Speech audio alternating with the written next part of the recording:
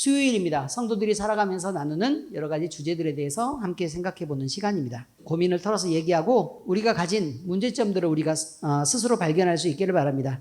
그래서 성경 안에서 바람직한 방향은 어떤 것인지, 그 다음에 우리가 하는 고민들은 마땅히 우리가 해야 될 것인지 아니면 하지 말아야 될 것들을 하고 있는지도 우리가 살필 수 있기를 바랍니다.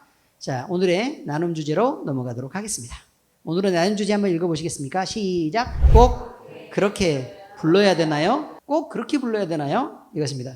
교회 안에서는요, 부르는 여러 가지 호칭들이 사실 있습니다. 그런데 이것은 밖에서 부르는 호칭들과 서로 다르죠. 교회 안에서 만나신 분들이니까 밖에 나가면 어쨌든 그 관계 속에서 만난 분들은 같은 호칭을 사용합니다. 그런데 이런 호칭들을 그냥 아무렇지 않게 받아들이는 사람도 있지만 그런 것들을 또 불편하게 생각하는 사람들도 있는 것 같습니다. 이럴 때 우리는 어떻게 하면 이 호칭들에 대해서 한번 생각해보고 이가 당당하게 써야 되는 것인지 아니면 그런 것들을 조금 바꿔가지고 그들을 배려를 해야 되는 것인지 또는 우리가 사용하는 호칭은 우리의 목적에 맞게 쓰고 있는지 이런 것들에 대해서 그리스도인이니까 우리가 한번 생각은 해봐야 된다는 것입니다. 무작정 아무 생각도 없이 그냥 살면은 안 된다 이거죠. 자, 먼저 고민 사연을 소개하도록 하겠습니다.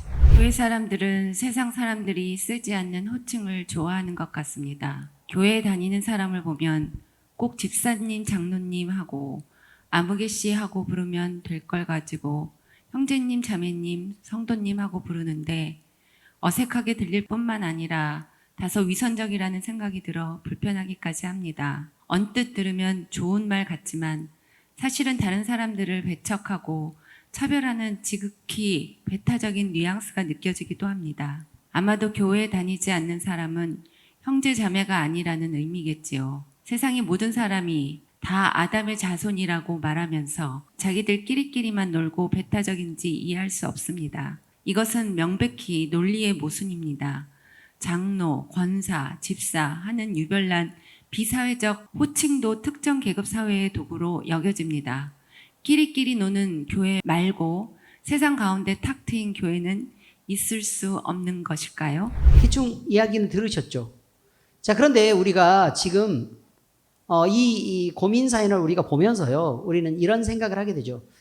우리끼리 사용하는 단어가 다른 사람들에게 불편하게 느껴졌나? 라는 생각을 하게 되죠. 그렇지 않습니까? 그런데 우리는 사실은 이 호칭이라는 건 누구를 부르는 게 아닙니다. 누구를 부르는 게 아니죠. 그렇지 않습니까? 예를 들어 장로님 부르실 때 장로님이라고 부르기도 했지만 그 전에는 뭐라고 불렀어요? 여보라고 불렀죠. 여보라고 불렀대요. 그럼 뭐라고 또 대답하셨어요? 뭐라고 대답하셨죠. 그럼 누구는 여보가 되고 누구는 뭐가 되는 거죠. 그렇지 않습니까? 그러면 그때 여보라고 부르는 사람은 여보라고 느끼기 때문에 여보라고 부르는 거고 또 대답할 때 뭐라고 느끼기 때문에 뭐라고 대답하는 거라 이 말이에요. 의미를 아시겠죠? 그 다음에 서로 사랑하는 사람이 있으면 자기야라고 부르는 거잖아요. 자기야라고 부르고 그 다음에 또 대답하는 사람도 자기야라고 만약에 그렇게 부르면 자기야라고 대답해야지 걷다 대고 왜? 그럼 나는 그럼 왜냐? 내가 일본 사람이냐? 라고 물어보지 않겠습니까? 그렇죠?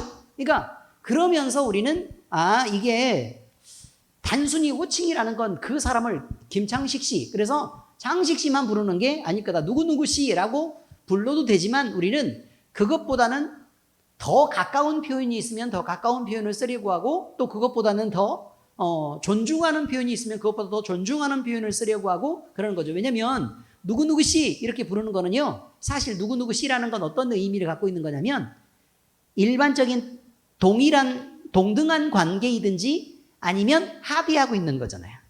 높은 사람한테 예를 들어 높은 사람 만나가지고 누구누구 씨라고 얘기하면 좋아해요, 싫어해요? 그렇죠. 높이지 않았어죠. 높이지 않아서. 그러니까 기본적으로 내 마음속에 그 사람은 어떻게 생각하고 있는지에 대해서 나오기 때문에 그래서 그 부분에 대해서 나를 존중하는지 또는 존중하지 않는지에 대해서 사람들은 그거를 느끼는 거다라는 것입니다. 어쨌든 이런 고민 사연들을 우리가 들으면서요, 정말로 우리 형제가 되고 싶어 하시는가? 자매님이 되고 싶어 하시는가? 라고 생각할 수도 있고 이런 분들 부지런히 전도하시기 바랍니다. 아시겠죠? 네, 꼭 그렇게 불러야 되나요? 라는 주제입니다. 자, 여러분 이제 세 가지 질문을 드리는데 이제 첫 번째 질문 드립니다. 첫 번째, 여러분이 아는 서로 다른 사람들의 특별한 호칭에는 어떤 것들이 있을까요? 특별한 사람을 뭐라고 부릅니까? 이름 말고 부르는 것도 있나요? 교회 안에서는 그렇게 얘기하죠. 성도님이라고 부르잖아요. 그 다음에 또 교회에서 또 뭐도 있어요? 집사님, 장로님만 있는 것도 아니고 사실 저는 뭐예요? 목사님이죠, 목사님. 또 전도사님도 있고, 또 사모님도 있고, 또요. 간사님도 있고, 권사님도 있고. 그렇죠. 왜 나만 빠졌을까 싶었죠. 권찰님도 있고. 그렇지 않습니까? 네. 그럼 다 있죠. 안수 집사님도 있고. 다 있습니다. 이런 특별한 호칭이 있고, 그다음에 교회 안에서 있는 이런 호칭도 있지만, 또 절에 가면 이렇게 부르지 않죠. 뭐라고 불러요? 스님이라고 부르죠. 그런데 이것도 좀 불만인 게, 어디 가면요. 누구누구 목사라는 말은 자꾸 하지만 누구누구 스라고 말하지는 않습니다. 아무튼 누구누구 스라고는 안 부르는데 자꾸 누구누구 목사라고는 자꾸 해가지고 자꾸 하대에 싸서 아무튼 그런 것들이 있더라라는 것입니다. 대충 저의 아픔을 아시겠죠? 네, 고민을 말씀드립니다. 이런 기회가 있어야 저도 얘기를 하죠. 또 이걸 보면서요, 왜 교회만 갖고 그러는지, 아니 거기 가면 신부님, 그 다음에 수녀님 이렇게 부르고, 또 거기도 형제님, 자매님 오히려 더 많이 하지 않습니까? 세례병 뭐였어요? 까탈스러운데 까탈리나 맞죠? 모니카예요? 어쩐지 먹을 것처럼 생겼더라. 모나카예요. 그거는 뭘 좋은 걸 먹어봤어야죠.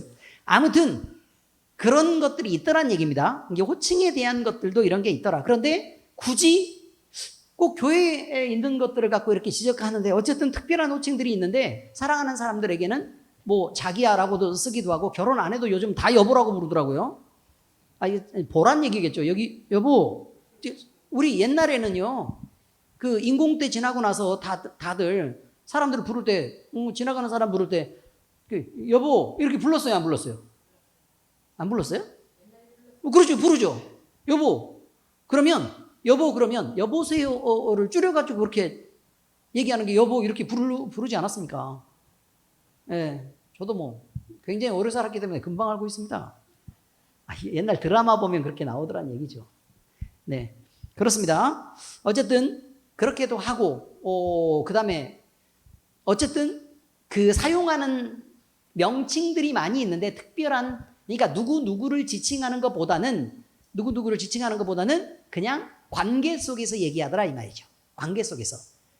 그 다음에 뭐 기본적으로 그 시어머니가 며느리 부를 때는 아가 이렇게 부르잖아요. 아니 젖을 먹고 있어서 그런 건 아니지 않습니까?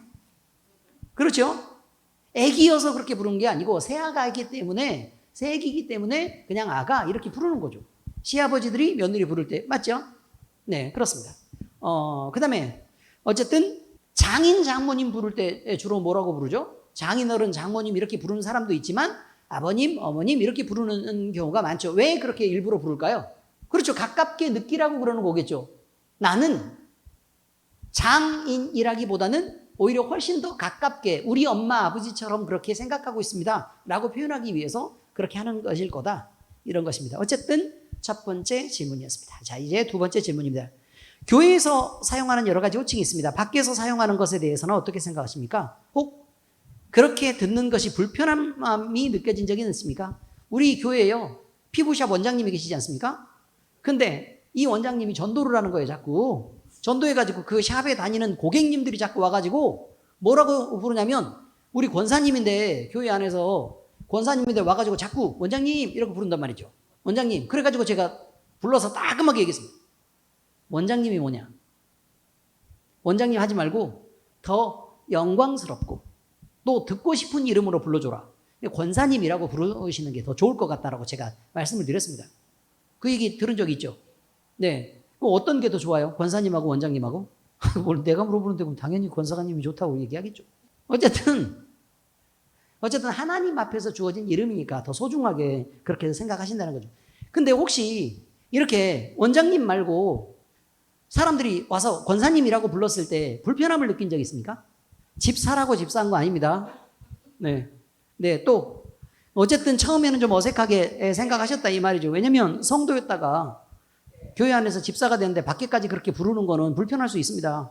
어색할 수 있습니다. 왜냐면 들어본 얘기가 아니니까. 네, 이렇게 언니 하는 게 더 친근감이 있을 수 있죠.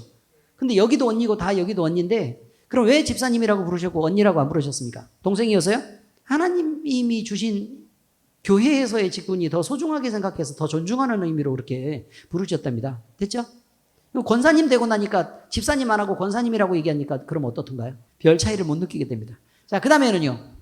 또 교회에서 사용하는 것들을 밖에서 사용하는 거에 대해서는 어떻게 생각하십니까? 불편함을 느끼신 적 있습니까? 아니 근데 사회활동을 적극적으로 하다 보면 뭐 그럴 수 있습니다. 예를 들어 군수님이 왔는데 시골에서요. 군수님이 교회에 왔어요.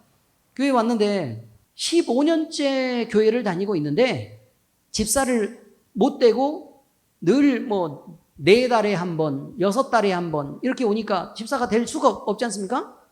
그렇죠. 그렇게 와서 또 선거 때는 뭐 매주 2번 막 이런 식으로 그렇게 와가지고 이렇게 인사도 하고 막 이렇게 지내니까 근데 사람들이 다 성도님이라고 안 부르고 다들 군수님이라고 부르더라고요.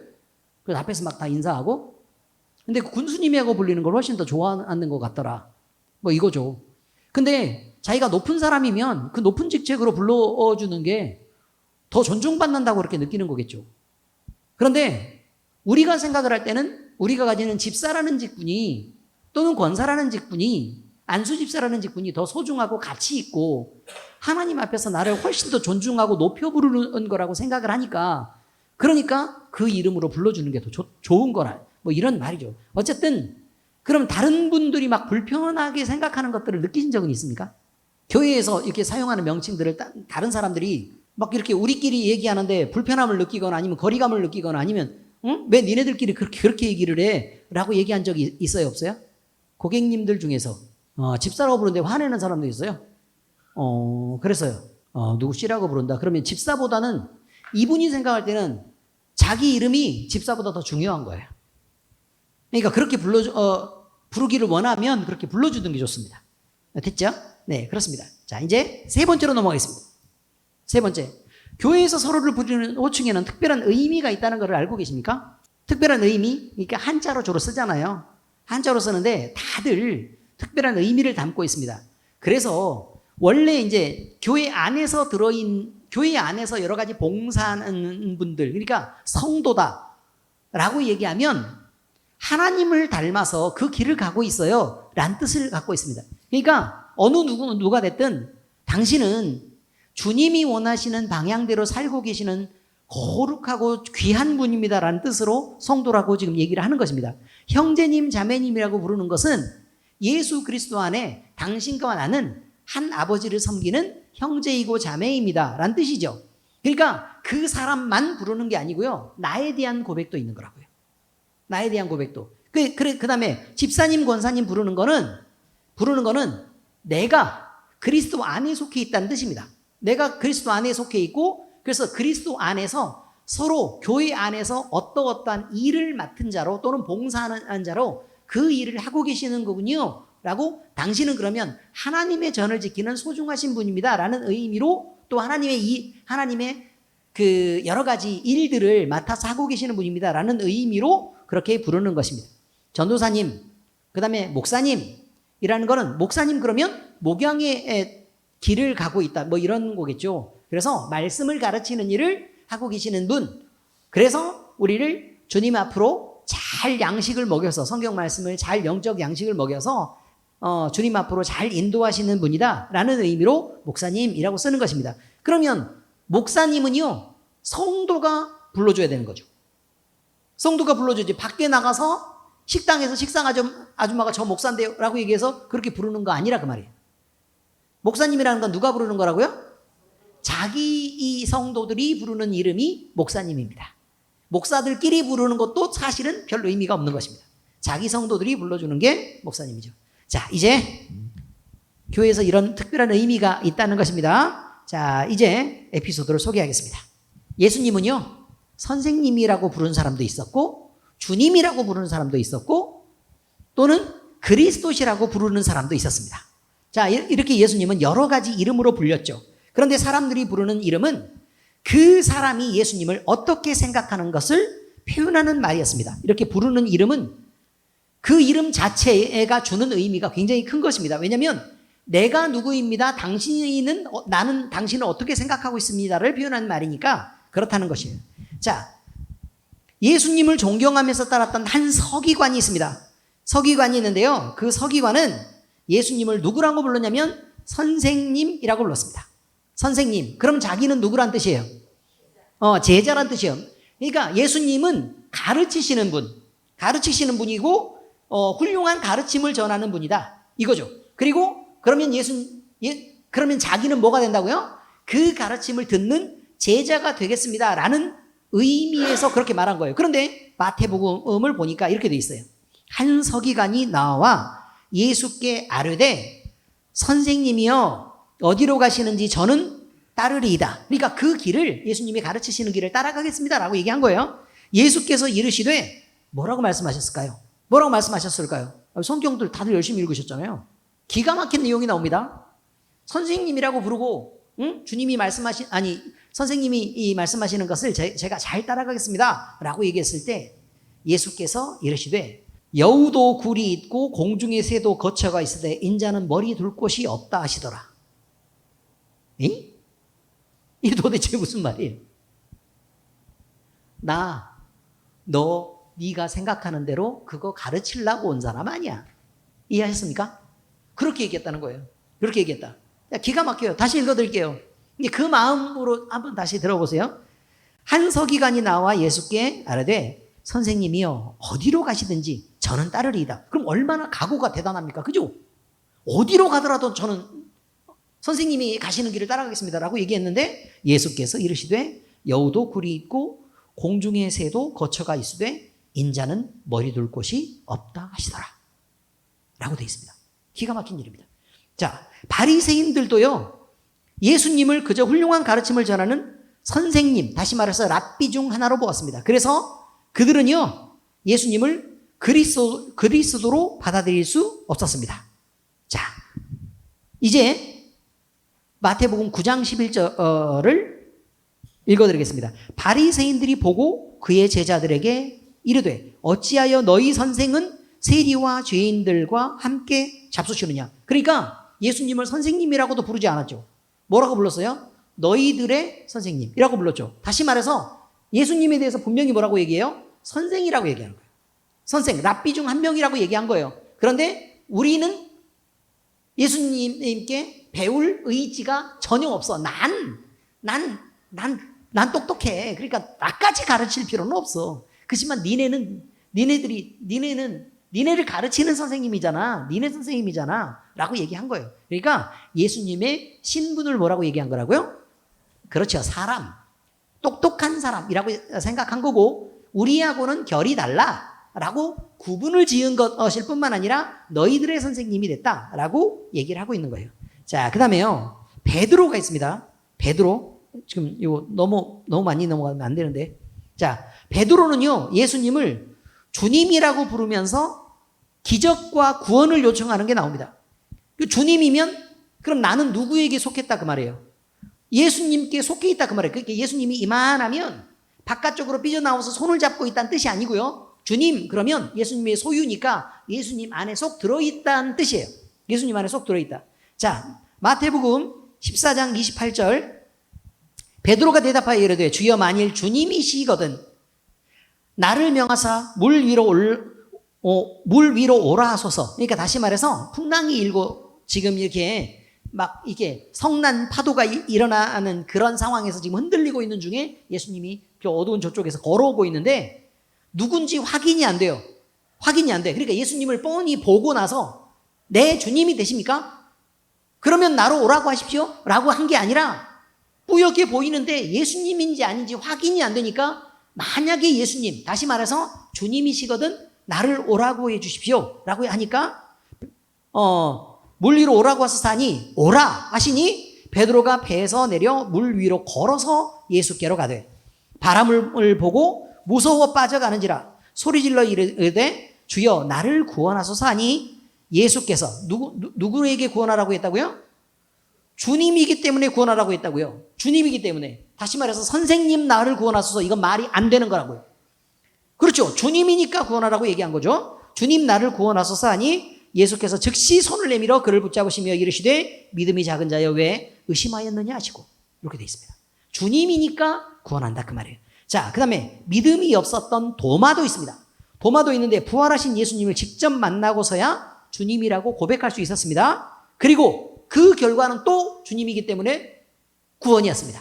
보세요. 요한복음 20장 27절. 도마에게 이르시되 내 손가락을 이리 내밀어 내 손을 보고 네 손을 내밀어 내 옆구리에 넣어보라. 그리하여 믿음 없는 자가 되지 말고 믿는 자가 되라. 도마가 대답하여 이르되 나의 주님이시요 나의 하나님이시니이다. 이렇게 되어 있습니다. 자, 그럼 주님이란 말은 나는 뭐란 얘기예요? 종이란 뜻이에요. 그러니까 나의 하나님이라는 건 나는 주의 하나님의 백성이란 뜻이 되죠.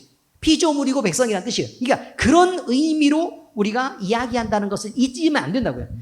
관계예요, 관계. 그러면 예를 들어 우리가 맨날 이렇게 은교를 집사님이라고 안 부르고 만약에 지나갈 때마다 은교씨 이렇게 부른다 그 말이에요. 그러면요, 저는 이 은교 집사를 집사님으로 대하고 있는 게 아니에요. 은교씨로 대하고 있는 거죠. 그리고 내게 있어서도 은교씨는 집사님이 아니고 그냥 은교씨인 거예요. 그러니까 사람 누구. 의미를 해야겠죠. 독립적인 누구라고 생각하는 거지 나와의 관계 속에서 나와 이은교 집사를 연결하고 있는 게 아니라고 말이에요. 그냥 그 사람 얘기죠. 자, 있습니다. 아브람 있습니다. 아브람이 결국 누구로 바뀌어요? 아브라함. 누구에 의해서요? 하나님에 의해서요. 아브람은 아브와 람의 합성어입니다. 직역하면요, 아버지는 높으시다 라는 뜻입니다. 그런데 이 이름을 뭐라고 바꿔요? 아브라함으로 바뀌죠. 아브와 하몬의 합성어입니다. 그런데 열국의 아버지. 다시 말해서 아버지는 높으시다라고 얘기하니까 자기의 권위를 세우는 이름이었다가 열국의 아비라고 얘기하니까 아브라함 아래는 주렁주렁 뭐가 달려요? 열국이 달릴 거다라는 얘기예요. 그러니까 자손들이 그만큼 번성할 거다라는 얘기를 말하는 것이 아브라함입니다. 그런데 매달리는 방식에 끈이 있다고 얘기하는 거예요. 그 끈은 뭐냐면 하나님이 주신 믿음이에요. 그러니까 믿음의 조상 아브라함이 되는 거죠. 이해가 되셨습니까? 이렇게 불렀다 그 말이에요. 그 다음에 아브라함의 아내가 누구예요? 사레죠. 그죠? 사레. 근데 아브람의 아내가 사레, 아브라함의 아내는 사라가 된 것입니다. 사레는 여주인이라는 뜻입니다. 나의 여주인. 나의 여주인. 한 가정에만 국한되어 있는 어느 집안의 그냥 어머니 뻘이란 뜻으로 쓰이는 말이 사레입니다. 그런데 사라는 그냥 일반적인 여주인을 의미해서 큰 그룹과 기업, 다시 말해서 무리의 여주인, 다시 말해서 열국의 어미라고 부르는 이름으로 바뀌었습니다. 그래서 아브라함이 될 때 그의 아내는 뭐라고 된 거라고요? 열국의 아버지가 됐으니까 열국의 어머니가 되는 이름을 받았다라고 얘기하는 것입니다. 이해하셨죠? 안 그러면 이혼했어야 돼요. 그렇지 않습니까? 아니, 남편은 열국의 아버지가 되는데 아내는 한 가정의 어머니로 이렇게 가만히 냅두면 어떻게 돼요? 요거는 말이 안 되죠. 그래서 두 사람의 이름이 이렇게 바뀌어서 불려지게 되었다. 이런 말입니다. 이제 이 내용을 정리해 보겠습니다. 성경의 가르침입니다.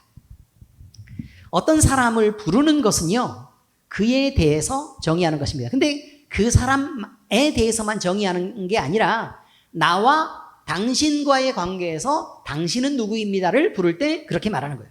자, 그러면 우리가 부르는 누구누구의 이름은 그 사람의 정체성이 되고 그 사람의 미래가 된다는 것입니다. 왜냐하면 우리는 그리스도인이기 때문에 그렇습니다. 우리 입에서 나오는 말이 또는 우리 입에서 나오는 고백이 그 사람의 정체성이 되고 그 사람의 미래의 열매가 된다는 것입니다. 그래서 어떤 사람에게 자 이렇게 얘기해요.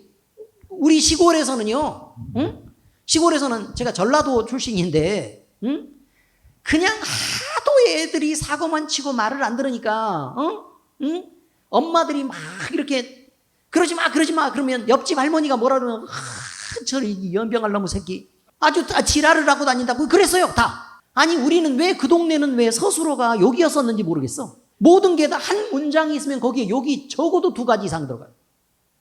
그러면서 뭐라고 얘기를 하냐면 또 이렇게 지나갈 때 응? 여기 들어갈 때 뭐 이게 뭐라도 이게 신발이라도 차고 가면 응? 저놈의 새끼 저 칠칠 맞아서 이렇게 얘기하면 되는데 응? 저놈의 새끼 배돼지를 갈라버리려니까 이렇게 얘기를 했다고요. 배돼지를 가르면 어떻게 돼요? 죽죠. 거기까지 끝난 거 아니에요. 사실은 끝난 거 아닌데 목사가 입으로 지금 다 하기가 어려워요. 무슨 창시를 꺼낸다든지 뭐 이런 게 있어요. 사실 아무튼 그랬는데 아니 자식들에게 또 마을에 있는 같은 가까운 집안의 자녀들에게 왜 그렇게 말을 했었냐 그 말이에요. 그러니까 다들 창자 꺼내야 되는 사람들 다 의사 됐죠. 잘 됐어요. 그래서 아무튼 그렇다는 것입니다.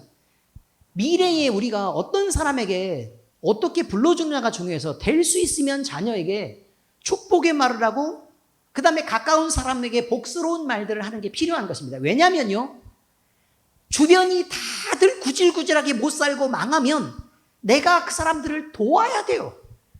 그렇지 않습니까? 내가 도와야 돼요. 안 그러면 나한테 와가지고 손을 벌리고 아니면 우리 집안에 와가지고 눕고 자꾸 돈 빌려달라고 그러고 내가 무슨 사업을 했는데 어려우니까 이번만 한 번만 자꾸 이렇게 얘기한단 말이에요. 그리고 나서 지금 끊어도 우리는 아무 상관이 없는데 굳이 돈 안 빌려주면 그 다음에 나와 너의 관계를 끊겠다 뭐 이렇게 얘기하는 사람들 있어요 없어요? 있죠. 아니 돈 안 빌려주면 관계를 끊겠다고 하는 사람이 있으면 지금 끊어버려요. 그 전에 끊었어야 해. 무슨 의미인지 아시겠죠? 그거밖에 안 된다면 그거 끊었어야 된다고요. 어떤 사람을 남겨야 되냐면 혹시나 당신한테 돈을 빌리면 우리의 관계가 돈 때문에 문제가 생길까 봐 당신한테만큼은 돈을 안 빌린다는 사람을 사귀어야 돼요. 그래서 그 관계가 깨질까 봐 그게 더 소중해서 이런 것들로 서로 영향받게 안 하는 사람들을 사귀어야 된다는 것입니다. 그래서요 우리가 듣는 말들이 성도라고 이름을 듣거나 아니면 장로님이라고 자꾸 이름을 듣잖아요. 그러면 적어도 장로님은 밖에 나가서 함부로 행동을 못해요. 왜냐면 사람들이 뭐 어디 가가지고 뭐 장례식장을 가가지고 또 한잔 하려고 어떻게 거기 딱 앉아서 어깨를 오하기 딱 벗고 자리를 딱 잡고 앉았는데 옆에서 오서 장로님 이렇게 인사를 하면 사이다 한 병 주세요. 이렇게 된다고요.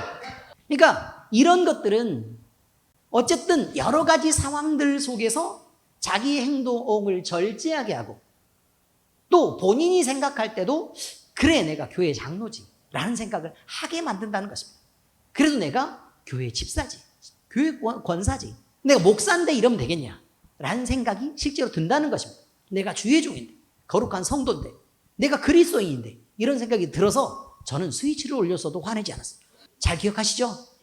그리스도인이기 때문에 그렇습니다.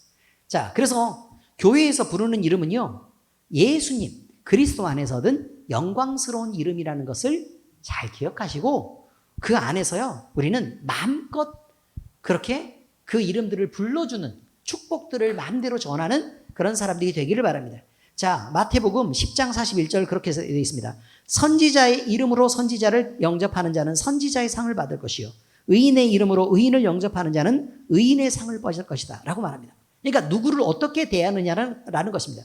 그 사람만 존귀해지는 게 아니라 그 사람을 대하는 나까지도 존귀해진다는 것입니다. 자, 그 다음에요. 그러니까 부를 때 잘 불러야 된다고 얘기하는 것입니다. 마태복음 18장 5절 또 누구든지 내 이름으로 이런 어린아이 하나를 영접하면 곧 나를 영접함이니 다시 말해서 그 이름이 그만큼 중요하다는 것입니다. 이름이 중요하다. 이게 뭐라고 불러주는지가 그렇게 중요하다라고 얘기하는 것이어서 예수님의 이름으로 우리가 약하고 힘없는 사람한테 베푸는 그 선행들을 예수님은 잊지 않겠다. 왜냐하면 내 이름으로 한 일이니까. 그 말이에요. 자, 어디 가서 누구한테 약속을 한단 말이에요. 약속을 할 때 내가 내 이름으로 맹세할게 라고 얘기하는 것과 우리 아버지 이름으로 맹세할게 라는 것과는 다른 의미가 있죠. 그렇죠? 물론 사기꾼들은 그렇게 다 하지만 그렇지만 일반 사람들에게는 그 이름의 무게라는 게 있는 것입니다.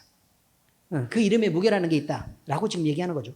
자, 사도행전 11장 26절에 보니까 만남에 안디옥에 데리고 와서 둘이 교회에 1년간 모여 있어 큰 무리를 가르쳤고 제자들이 안디옥에서 비로소 그리스도인이라 일컬음을 받게 되었더라. 사도 바울과 디모데에 대한 얘기. 자, 그런데 그리스도인이라고 하고 성도들이 불려졌다는 것입니다. 근데 그 그리스도인이란 말은 그때 바깥에 있는 사람들이 욕하려고 만든 이름입니다. 욕하려고. 그런데 그 사람들은 예수 그리스도와 내가 너무너무 사랑하고 존중하고 아끼고 섬기는 예수님과 연결된 이름을 가졌다는 것만으로도 너무 소중했다 이 말이에요. 왜냐하면 우리가 생각하는 그 소중한 예수님과 나를 어떻게 연결해서 그렇게 부르냐. 그 사람들은 저주의 의미로 불렀을지언정 아니면 비꼬고 비웃는 이름으로 불렀을지언정 나에게는 예수 그리스도가 영광이기 때문에 그랬다는 것입니다. 그래서 그 그리스도인이라는 이름이 지금 쓰였을 때 우리도 그렇게 영광스러운지를 생각해 봐야 되는 거예요. 이제 두 번째로 넘어갑니다. 예수님의 이름은 그 자체로서 능력입니다. 다시 얘기하면요. 누구의 이름은 그 자체로서의 권위가 있다는 것입니다. 예를 들어 대통령의 이름을 걸면 그 이름 자체로서의 무게가 생긴다는 것이고 우리 엄마의 이름을 걸면 우리 아빠의 이름을 걸면 그 다음에 내 이름을 걸면 그것으로서의 책임감이 생긴다고 얘기하는 것이고 예수님의 이름을 걸면 어느 누구나 예수를 알고 그 다음에 사탄 마귀들도 예수가 누군지를 안다는 것입니다. 그래서 그 이름의 능력으로 나타난다는 것입니다. 고린도서 2장 4절에서 5절 보니까 내 말과 내 전도함이 설득력 있는 지혜의 말로 하지 아니하고 다만 성령의 나타나심과 능력으로 하여 너희 믿음이 사람의 지혜에 있지 아니하고 다만 하나님의 능력에 있게 하려 하였노라 라고 되어 있습니다.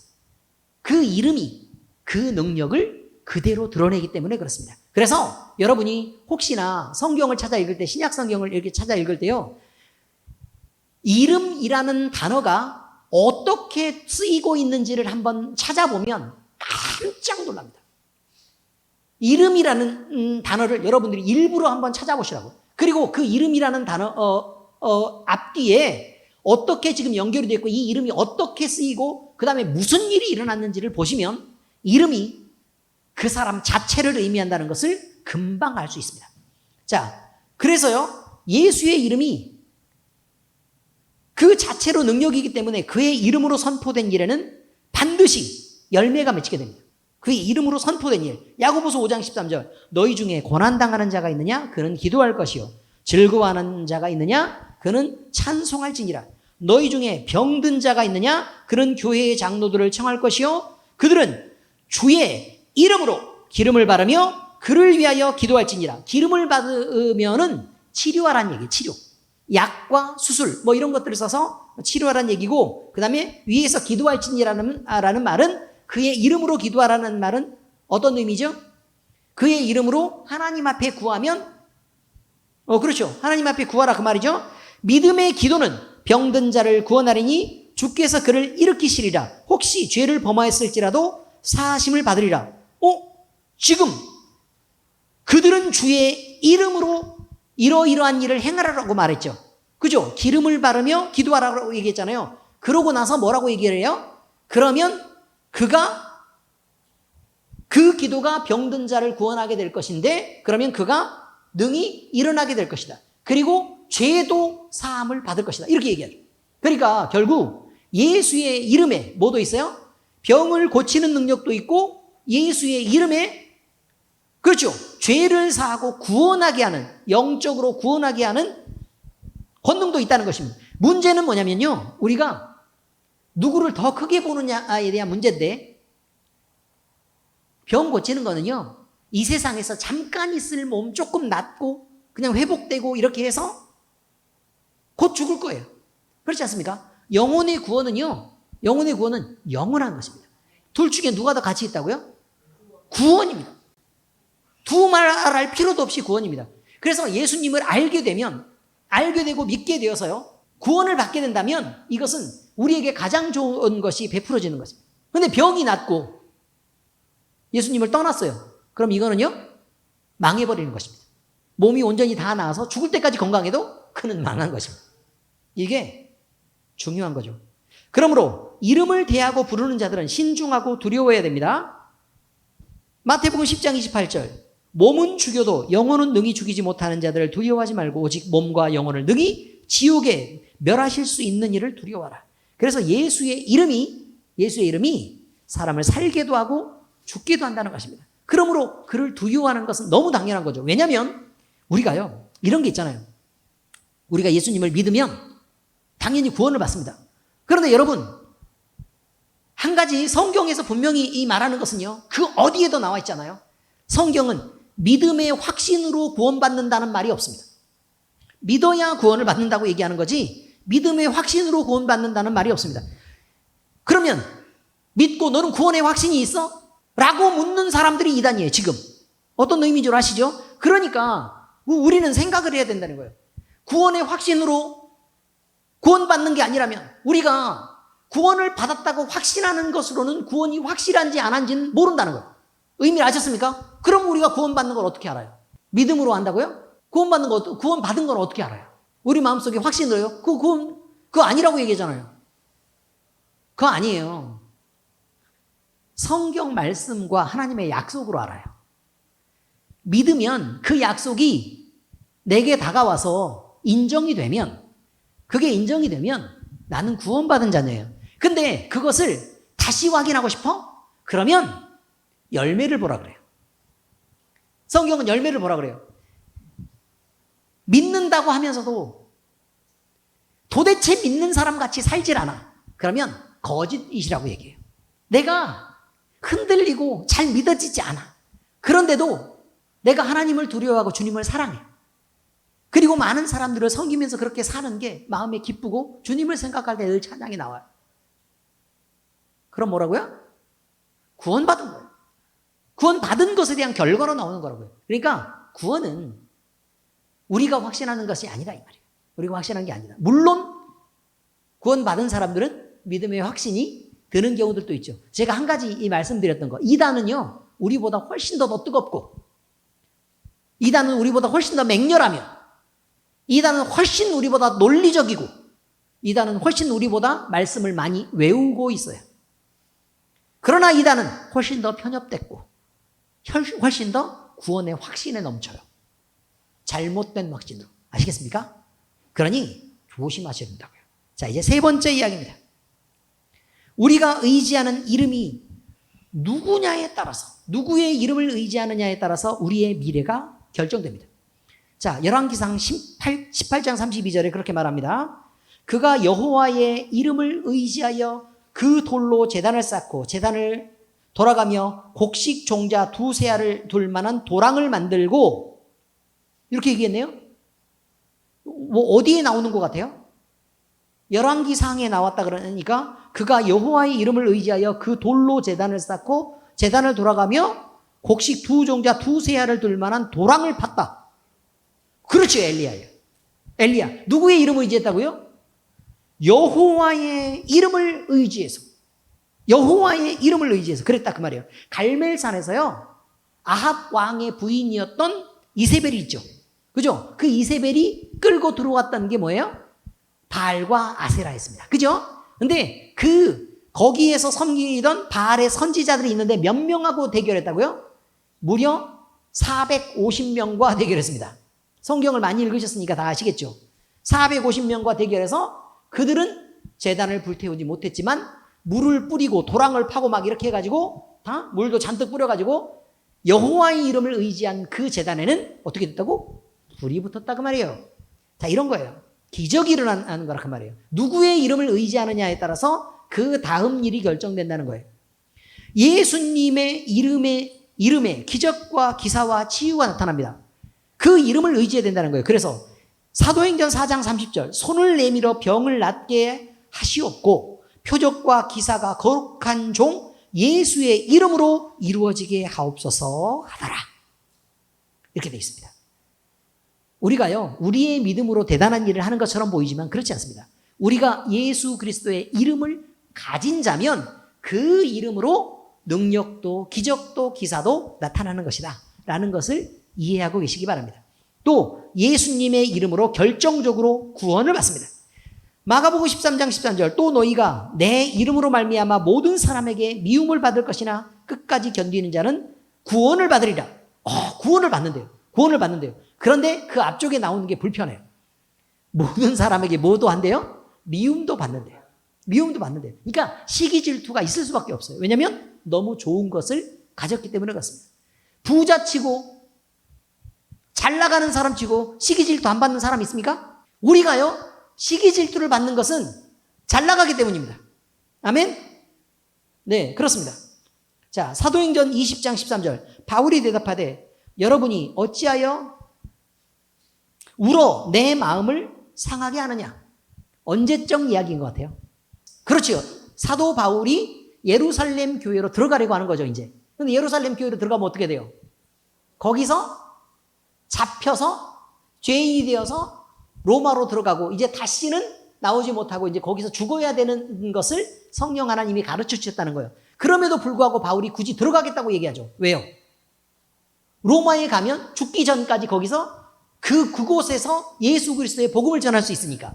그러면 되지. 거기서 복음만 전하면 되지. 뭐 굳이 살면 뭐해? 그냥 이렇게 생각한 거예요. 자, 다시 합니다. 바울이 대답하되 여러분이 어찌하여 울어 내 마음을 상하게 하느냐. 나는 주 예수의 이름을 위하여 결박당할 뿐 아니라 예루살렘에서 죽을 것도 각오하였노라 하지. 바로 이것입니다. 그의 이름이면 우리가 고난 못 받을 게 무엇이고 또 죽지 못할 것은 무엇이 되겠습니까? 이제 결론을 정리하겠습니다. 사람을 부르는 것은요, 그에 대한 정의라고 있는 것입니다. 근데 물론 그 사람을 정의하는 게 아니고요, 나와 그와의 관계, 내가 이 사람을 얼마나 소중하게 생각하고 있느냐를 표현하는 것입니다. 나와 당신은 어떤 관계에 있습니다. 라고 얘기하는 것입니다. 그러므로 우리는 그 사람에 대해서 특별히 그의 이름을 부를 때에 그냥 부르지 말고 거리가 멀리 둬야 될 사람들은 그냥 그 이름으로 부르면 되겠지만 그러나 더 가까이에서 이름을 불러야 되는 특별한 사람들도 있다는 것을 알아두시기 바랍니다. 문제는 뭐냐면요, 우리가 성도라고 부르는 게 싫고 형제자매라고 부르는 게 싫은 사람도요, 자기 애인 만나면 자기라고 불러요. 근데 그걸 보고 옆 사람들은 닭살, 난 저런 사람들이 너무 싫더라 라고 하는 사람도 존재한다는 걸 잊지 마시기 바랍니다. 그렇지 않습니까? 네, 그렇습니다. 자, 두 번째, 예수님의 이름은 그 자체로서 능력입니다. 치유의 능력, 기적의 능력, 회복의 능력, 축사의 능력, 그리고 구원의 능력이 됩니다. 자, 세 번째, 우리가 의지하는 이름이 우리의 미래를 결정합니다. 그러므로 우리는 누구의 이름을 가진 자로 살아야 될지, 그 다음에 누구의 이름을 의지해서 살아야 될지를 확실하게 하시기 바랍니다. 자, 성경은요, 모든 인간은 죄인이며 그 영향, 그 왜곡 아래서 살고 있다고 말합니다. 성도는 성경의 바른 진리 안으로 돌아와야 하고, 그리고 그 안에서 자유하게 살아야 됩니다.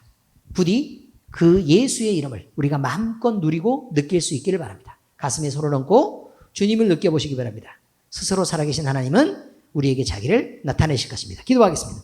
하나님 아버지 감사합니다. 우리는 그동안 우리가 늘 부르는 이름이었기 때문에 그 이름에 대해서 특별한 생각들을 하지 않고 명칭도 호칭도 그냥 그대로 사용했었습니다. 그러나 우리가 부르는 이름이 우리와 그 사이에 관계를 결정하는 일도 되고, 내가 그를 얼마나 소중하게 생각하고 얼마나 그를 사랑하는지에 대한 고백도 되고, 또 나와 그와의 관계를 정의하는 것도 된다는 것을 오늘 배우게 되었습니다.